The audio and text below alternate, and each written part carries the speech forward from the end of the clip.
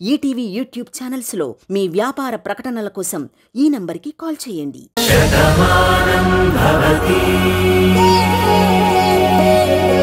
Really shock madam, మీరు CFO అవటం. ఏ అవ్వకూడదా? No, అదేం లేదు మేడం. బట్ కార్తిక్ సార్ ఉండగా మీరు ఆ పోస్ట్లోకి రావడం షాక్ అంటున్నాను. Anyhow, congratulations madam. Thank you. ఏమో లేవే, మనకెందుకు? పెద్దింటి వాళ్ళ విషయాలు మనం మాట్లాడకూడదు.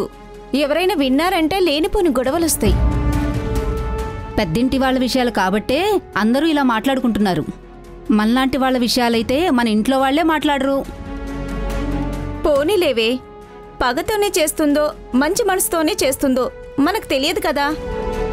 ఏదేమైనా కంపెనీ బాగుంటే చాలు. చెడగొట్టిందనుకో మనందరికీ నోటి దగ్గర కూడిపోతుంది. బాగుపడిందనుకో ఎప్పట్లాగా వీళ్ల పేరు చెప్పుకొని మనం అన్నం తింటాం. అంతేలేవే, ఇక్కడ కాకపోతే ఎక్కడైనా పనిచేసుకుని బ్రతికే బ్రతుకులు మనవి. కాని ఆ తల్లి పగ సాధిస్తే ఎవరి బ్రతుకులు ఏమవుతాయోనని భయమేస్తుందే.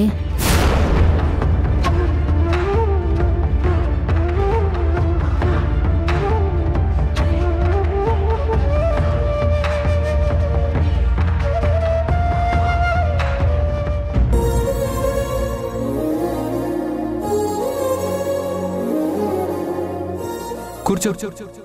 ఏంటి? అరే కూర్చోమంటుంటే ఏంటంటావేంటి? మరి మీ చైర్లో నన్ను కూర్చోమంటారేంటి? నువ్వు ఈ ఆఫీస్కి యజమానురాలివి. తను ఎవరు? మా బాస్ సార్. బాను, చూసావా వీళ్ళంతా ఏమంటున్నారో? నువ్వు వీళ్ళందరికీ బాస్ అంట.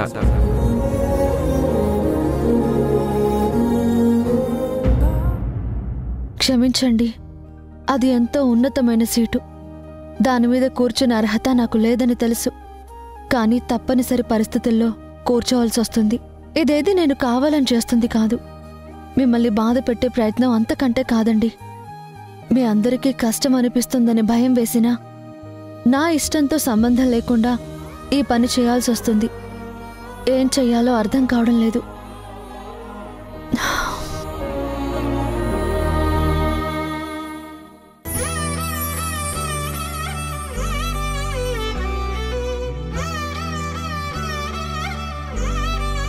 నన్ను ఆశీర్వదించండి.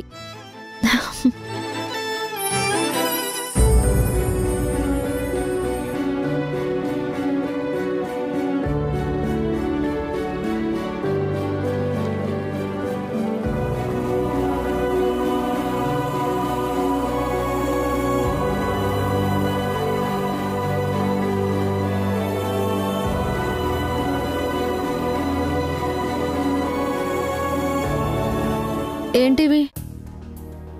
ఇవన్నీ మీరు చెక్ చేయాల్సిన ఫైల్స్ మేడం. మొత్తం స్టడీ చేయండి. బిల్స్ అన్నీ కరెక్ట్గా ఉన్నాయనుకుంటే సైన్ చేయండి. మీ సంతకం అయితేనే బిల్స్ మూవ్ అవుతాయి. సరే. మీరు కొంచెం ఫాస్ట్గా చెక్ చేయాలి మేడం, లేదంటే బిల్స్ అన్నీ పెండింగ్లో పడిపోతాయి. మీరు నాకు ఈ ఫైల్స్ ఇచ్చి 5 minutes కూడా కాలేదు. Sorry madam.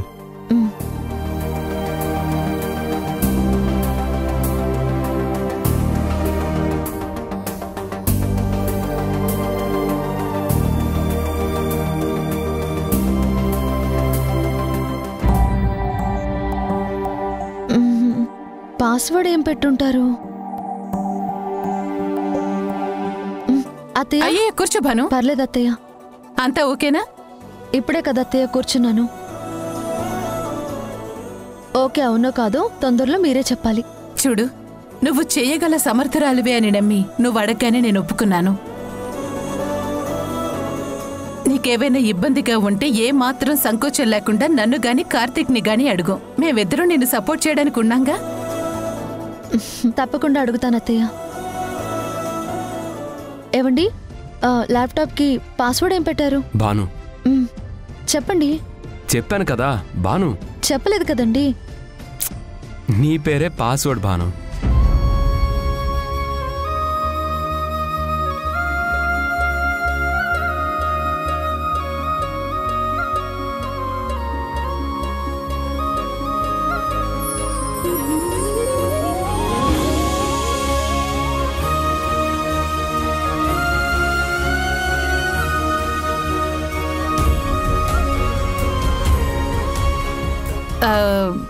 మీరిద్దరూ మాట్లాడుకుంటూ ఉండండి, నేను మళ్ళీ వస్తాను.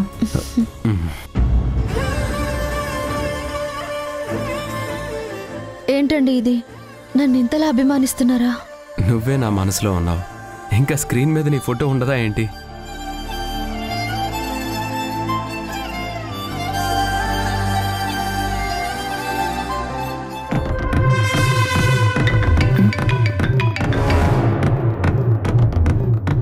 హలో, నమస్తే మేడం, నేను నరసింహని మాట్లాడుతున్నాను. ఏంటి వస్తా అన్నారు, ఇంకా రాలేదేంటి మేడం? నువ్వు చెప్పగానే నేను రావటానికి నేనే అటెండర్ని కాదు. నాకు పనులుంటాయి, అవన్నీ చూసుకొని వస్తాను. సరే మేడం, నాకు కొంచెం డబ్బులు కావాలి, ఫోన్లో పంపించండి. ఇలా నువ్వు ఫోన్ చేయడమే డేంజర్ అనుకుంటే ఇంకా ఫోన్లో పంపించమంటావేంటి? నాకు చాలా అర్జెంట్ మేడం. నేను వచ్చేటప్పుడు తీసుకొస్తాను, నువ్వు ఫోన్ పెట్టేసేయ్. సరే మేడం, కొంచెం తొందరగా రండి. వస్తానని చెప్పాను కదా, నువ్వు ఫోన్ కట్ చెయ్యి.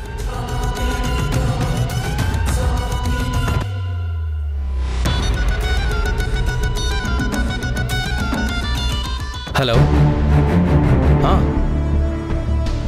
ఓకే ఓకే, మీరు టెండర్ ప్రిపేర్ చేయండి, గ్రౌండ్ వర్క్ నేను ఫినిష్ చేస్తాను. ఓకే, రేపు ఎటువంటి పరిస్థితుల్లో ఆ టెండర్ నేను వేస్తాను. ఓకే. అవును, నాకు కొంచెం వర్క్ ఉంది, నేను ఆ వర్క్ చూసుకొని ఆఫీస్కి వచ్చేస్తాను. మిగిలిన విషయాలు ఆఫీస్కి వచ్చాక మాట్లాడదాం. Okay, I'll call you back. Bye.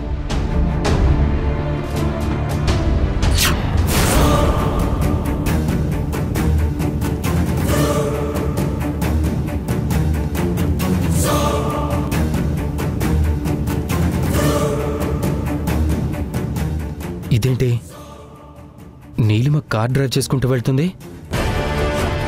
తన కాలికి నిజంగానే ఫ్రాక్చర్ అయిందా లేక నాటకం ఆడుతుందా?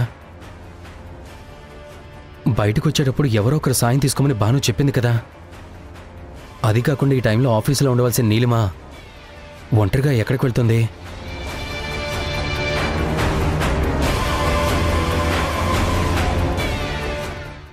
ఈ నరసింహని సిటీలో ఉండరా అంటే డబ్బులు కావాలని కొత్త టెండర్ పెట్టాడు. ఫోన్లో పంపిద్దామంటే ఎక్కడ ఎవిడెన్స్ దొరుకుతుందా అని భయపడాల్సి వస్తుంది.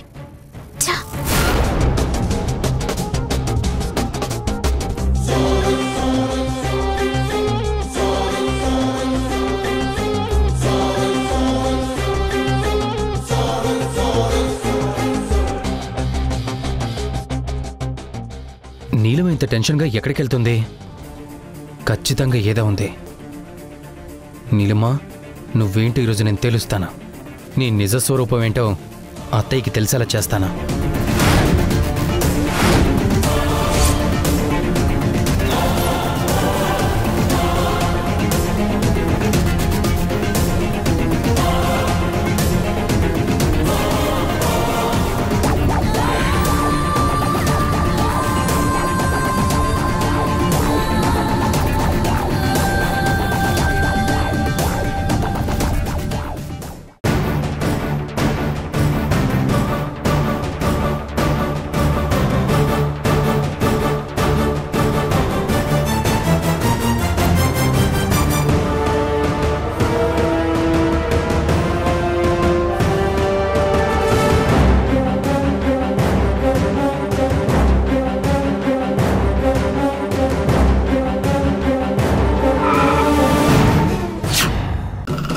నమస్తే మేడం. నమస్తే. ఎలా ఉన్నావు నరసింహ? మీలాంటి వాళ్ళు ఉండగా నాకేంటి మేడం, బాగానే ఉన్నాను. సిటీకి దూరంగా మంచి ప్లేస్ని సెలెక్ట్ చేసుకున్నావు. అవును మేడం, ఇక్కడ చంపేసినా అడిగే నాదుడే లేడు. గుడ్, ఇలాంటి ప్లేసే కావాలి. అదేంటి మేడం, స్టిక్తో వచ్చారు, ఏమైంది? నేననుకున్నది సాధించాలి అంటే ఇలాంటి బాధని భరించాలి. అదేంటో చెప్పినా నీకు అర్థం కాదు, చెప్పాల్సిన అవసరమూ నాకు లేదు. ఏం లేదు మేడం, మిమ్మల్ని ఎవరైనా ఇబ్బంది పెడితే చెప్పండి, ఫినిష్ చేసేస్తాను. మీకు శత్రువు లేకుండా పోతాడు, నాకు డబ్బులు వస్తాయి. నీ టాలెంట్ ఏంటో నాకు తెలుసు కదా, నువ్వు మళ్ళీ చెప్పాను. అన్నీ అనుకూలిస్తే నీకు తొందరలో ఇంకో ఆఫర్ ఇస్తాను. నా ఫోన్ కోసం ఎదురు చూస్తూ ఉండు. సరే మేడం, మీరు డబ్బులు ఇస్తానంటే ఎందుకని అడగకుండానే ఎవరి ప్రాణాలైనా తీసేస్తాను. నీ ప్రొఫెషనలిజం నాకు చాలా బాగా నచ్చింది. తప్పకుండా నీ సాయం నాకు కావాలి. ఇదిగో తీసుకో. Thanks madam.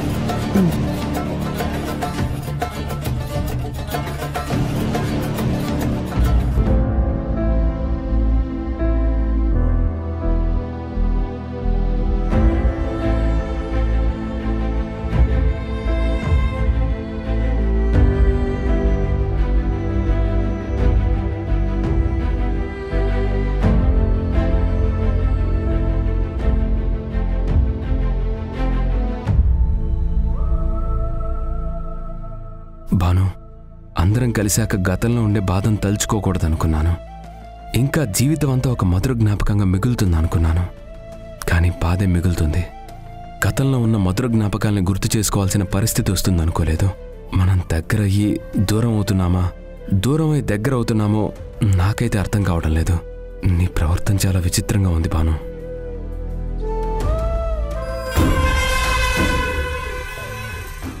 ఏంటి కార్తీక్, భాను గురించి ఆలోచిస్తున్నావా? మరి ఇంకెవరి గురించి ఆలోచించాలి? నువ్వు ఆలోచిస్తున్నావు కరెక్టే కార్తీక్, కానీ భాను నీ గురించి అలా ఆలోచిస్తుందా? ఆ అనుమానం నీకెందుకు వచ్చింది?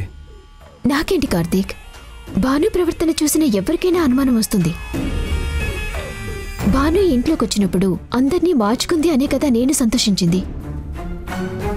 కానీ అందర్నీ మార్చిన భాను చివరికి తను కూడా మారిపోయింది. తనలో మంచితనం మీకిచ్చేసి ఇప్పుడు పగ ప్రతీకారం అంటూ ఏమైనా ఆలోచిస్తుందేమో.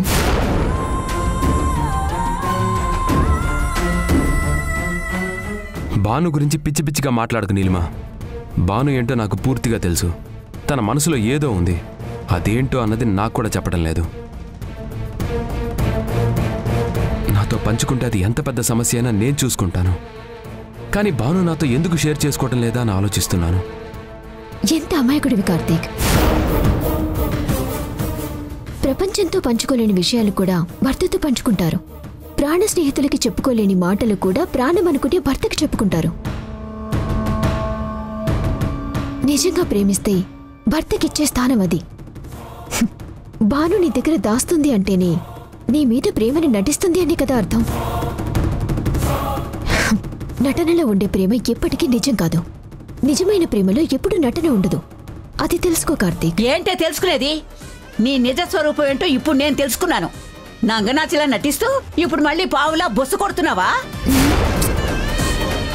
మనస్పర్ధలు మొదలవగానే మళ్ళీ చిచ్చు పెట్టాలని చూస్తున్నావా? చంపి ఉప్పు పాత్ర వేస్తాను ఏమనుకుంటున్నావో. మీరు నన్ను తప్పుగా అనుకుంటున్నారు బామ్మ. నేనేమి భాను మీద లేనిపోనివి చెప్పడం లేదు. భాను ఎందుకలా ప్రవర్తిస్తుందో తెలుసుకోమంటున్నాను. కాపురాన్ని సరిదిద్దుకోమంటున్నాను. ఈత రానివాడు ఈత గురించి, రాత రానివాడు భగవద్గీత గురించి చెప్పడంలా ఉంది నీ వ్యవహారం. నీ వల్లే కుటుంబం నాశనమైంది. ఇప్పుడు నువ్వు కాపురాన్ని నిలబెట్టే మాటలు చెప్తున్నాను అంటే నమ్మడానికి నీకు నేను ఎలా కనిపిస్తున్నాను? నీలిమ చెప్పిన దాంట్లో తప్పేం లేదు బామ్మ. చాలే నోరు మీరా. మొగుడు పెళ్లాల మధ్య గొడవలు 4 గోడల మధ్య ఉండాలి. గడప దాటకుండానే సరిదిద్దుకోవాలి. భాను నువ్వు మాట్లాడుకోండి. నీకేమైనా భాను మీద కోపం ఉంటే డైరెక్ట్గా దాన్నే అడుగు. అంతేగాని దీని సలహా తీసుకున్నావంటే నీటిలో నిప్పులు పుట్టిస్తుంది, నిలువునా కాపురాన్ని ముంచుతుంది.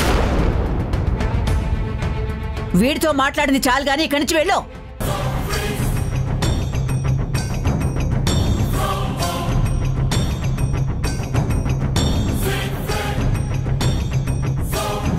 ఒరే, నీకేమైనా బాధుంటే వెళ్ళి భానుతో మాట్లాడరా.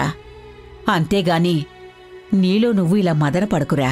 భాను నాతో ఏమైనా మాట్లాడితే కదా బామ్మ భానుతో నేను మాట్లాడడానికి. కష్టాలు పడుతున్నప్పుడు నన్ను కోరుకుంది. తన కన్నీళ్లలో ఉన్నప్పుడు నా సాయం కావాలంటుంది. కానీ ఇక్కడ అన్నీ సర్దుకున్నాయి అనుకునేసరికి చాలా పద్ధతిగా పక్కకు పెడుతుంది. గౌరవం ఇస్తున్నట్టే కనపడుతుంది, కానీ దూరాన్ని మాత్రం చూపిస్తుంది. భాను ఎందుకలా ప్రవర్తిస్తుందో నాకైతే అర్థం కావడం లేదు. ఒరే పిచ్చోడా, భార్యాభర్తల మధ్య అరమరికలేంట్రా? మొగుడు పెళ్ళాలిద్దరూ సమానమే అనడానికి ఆ శివపార్వతులే నిదర్శనం. నెత్తిమీద గంగ ఉన్నా వాళ్ల మధ్య గొడవలు రాలేదు. ఎందుకో తెలుసా? వాళ్ల మనసులు ఒకటే అవడం. ఇద్దరూ వేరువేరుగా ఉంటే మధ్యలో ఎవరూ రాకుండా శరీరాన్ని కూడా సగం పంచుకున్నారు. బాధైనా ఆనందమైనా వాళ్ళిద్దరే భరించారా. నువ్వు అడగదలుచుకుంది భాను నడుగు. అంతేగాని ఎవరో చెప్పింది వింటే మీ మధ్య దూరం పెరుగుతుందే గాని సమస్యకు పరిష్కారం దొరకదురా.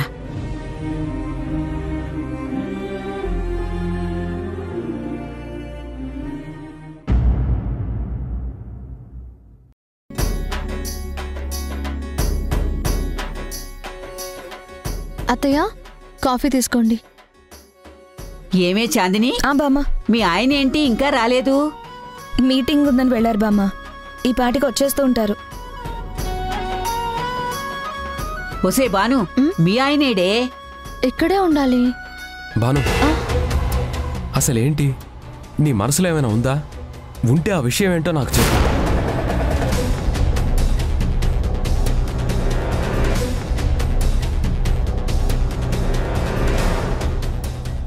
ఏమేం సరిదిద్దుకోవాలో తెలుసుకుంటాం.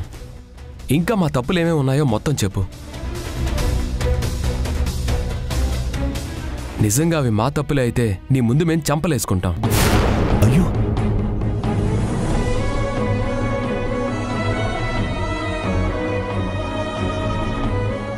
అంతేగాని మనసులో ఒకటి పెట్టుకొని బయటికి ఇంకోలా ఎందుకు ప్రవర్తిస్తున్నావు? ఇప్పుడు ఏమైందండి? ఎందుకంత కోపంగా ఉన్నారు? నువ్వు చేసిందేంటో ఇంకా నీకు అర్థం కావట్లేదా? ఈ CFO పొజిషన్ నువ్వు కావాలని అడిగావా, మా మీద కోపంతో అడిగావా?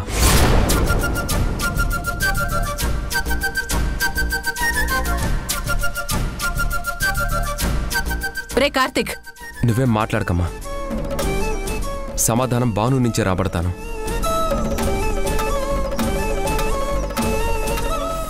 ఏంటి తల్లి ఇది? నువ్వేగా ఈ రెండు కుటుంబాలు కలవాలి, సంతోషంగా ఉండాలి అని కోరుకున్నది.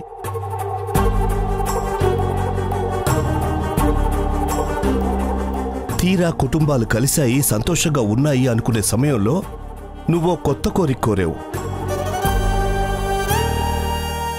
అయినా అల్లుడి పొజిషన్ నువ్వు అడగడం తప్పమ్మా. ఇదేది నేను కావాలని చేస్తున్నది కాదు నాన్న. నీలిమ ఆడిస్తున్న నాటకం ఇది. నేను చెప్పలేను, అది మీరు అర్థం చేసుకోలేరు. ఇప్పుడు కదా ఆట రక్తి కట్టింది. సమాధానం తెలిసినా నువ్వు చెప్పలేవు. నీ మౌనాన్ని వాళ్ళు తప్పుగా అర్థం చేసుకుంటారు. ఇదే కదా నాకు కావాల్సింది. మాట్లాడేవేంటి బాను? నీ మౌనానికి అర్థం ఏంటి? ఏంటి కార్తీక్ ఇది? తను CFO కావాలనుకుంది, నేనిచ్చాను. మధ్యలో నీకు అభ్యంతరం ఏంటి? అయినా అప్పుడు ఒప్పుకొని ఇప్పుడెందుకు ఇలా మాట్లాడుతున్నావు? రై, నీ భార్య నువ్వే అర్థం చేసుకోకపోతే ఇంకెవరు అర్థం చేసుకుంటారు? నేను బాగానే అర్థం చేసుకున్నానమ్మా. అందుకే తను CFO కావాలనుకుంటే చిరునవ్వుతో ఒప్పుకున్నాను. కొంచెం కూడా బాధపడలేదు. ఎందుకో తెలుసా? మేమిద్దరం వేరువేరు కాదు అనుకున్నాను కాబట్టి.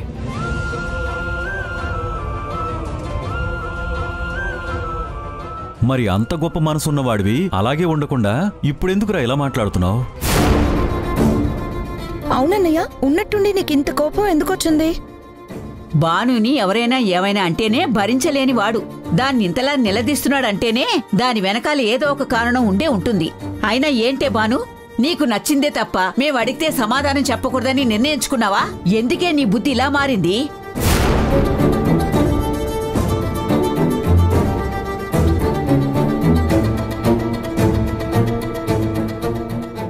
నువ్వు ఈ ఇంటికొస్తే ఈ ఇంట్లో ఆనందాలు నిండుతాయని నేను కళ్ళు కాయలు కాచేలా చూశానే. వీళ్ళందరి మనసు నీ వైపు మారేలా చూడమని ఆ దేవుణ్ణి ప్రతిరోజు వేడుకున్నాను. ఈ ముసల్దాని మొర ఆ దేవుడు ఆలకించినట్టున్నాడు. అందుకే వీళ్ళందరూ మారారు.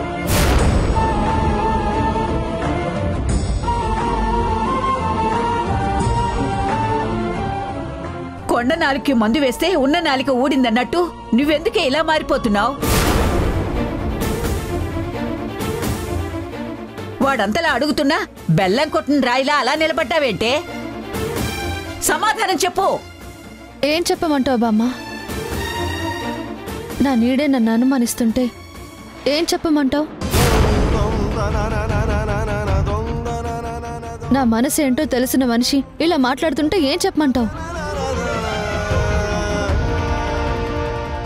నిజంగా చెప్పే పరిస్థితే ఉంటే నేను మౌనంగా ఎందుకుంటాను?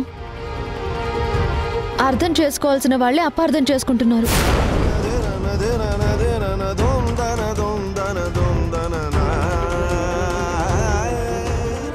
ఇప్పుడు నేనేం చెప్పినా తప్పే అవుతుంది. నేను నోరు విప్పితే గొడవ పెరుగుతుంది. గొడవలు పెంచుకోమంటావా? బంధాల్ని తెంచుకోమంటావా?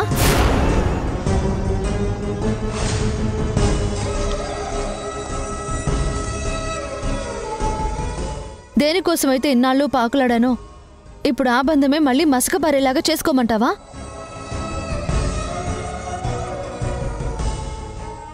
మాట పెదవి దాటలేదు కాబట్టి మౌనంగా ఉండిపోయాను.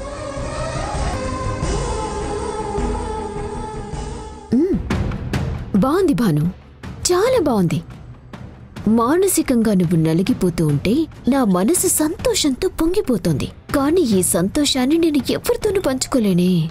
తెలివిగా మాట్లాడి తప్పించుకోవాలనుకోకు భాను. నువ్వు మంచిగానే మాట్లాడుతున్నావు, కానీ తెలివిగా నన్ను దూరం పెడుతున్నావు. చివరికి వర్క్ విషయంలో కూడా నీ ప్రవర్తన అలాగే ఉంది. ఇంకా చాలు కార్తీక్. తప్పెవరిదో ముందు తెలుసుకొని మాట్లాడు.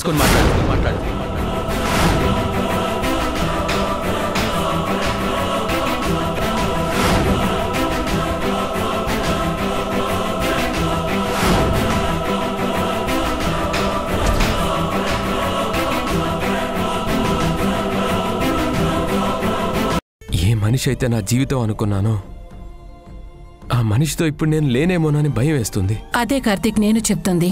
తను ఏదో చెప్పుకోలేనటువంటి సమస్యతో బాధపడుతుందేమో, ముందు అది తెలుసుకో. భాను లాంటి అమ్మాయిని దూరం చేసుకొని తప్పు చేశాం. ఆ తప్పుని ఇంకొకసారి చేయొద్దు.